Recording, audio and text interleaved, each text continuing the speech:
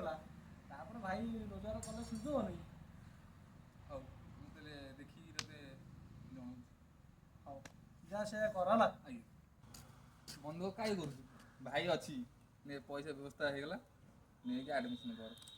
ହଉ ଭାଇ କିଏ ଆସିଲା? କ'ଣ ହେଲା? ଭାଇ ଆମେ ଅଲଗା ହେଇଯିବା। କ'ଣ ପାଇଁ ତୋର ଅସୁବିଧା କ'ଣ ହେଲା?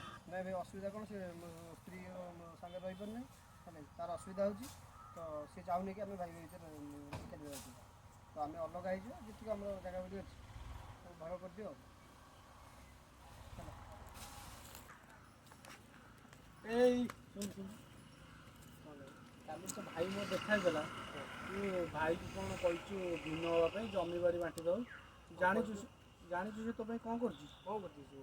କ'ଣ ତ ଜାଣିନୁ? କ'ଣ କରୁଛି କହିଲେ? ତୁ ଯେଉଁ ପାଠ ପଢ଼ିଲୁ, ତୁ 50-60 ହଜାର ଟଙ୍କା ପ୍ରଥମ ଖର୍ଚ୍ଚ ହେଲା, ତ ଭାଇ ତୋ ଭାଉଜର ସୁନା ଗହଣା ବନ୍ଧା ପକାଇ ଦେଇଛି ଜାଣିଛୁ। ମୋଠୁ 5,000 ଧାର ନେଇକି ଆଜି ପର୍ଯ୍ୟନ୍ତ ଫେରେଇନି। ସେ ସୁନା ଗହଣା ଆଜି ପର୍ଯ୍ୟନ୍ତ ବି ସେ ଉଠେଇନି ଗାଁକୁ। ତାପରେ ଯେତେ ପଇସା ଲାଗିଛି ସବୁ ଯାକ ସିଏ ଖର୍ଚ୍ଚ କରିଛି। କେମିତି କରିଛି, ଧାନ ବିକି ମୁଗ ବିକି ସିଏ କେମିତି କରିଛି ସିଏ ଜାଣିଛି। ଆଉ ପାଠ ପଢ଼ି ମଣିଷ ହେଇଗଲୁ।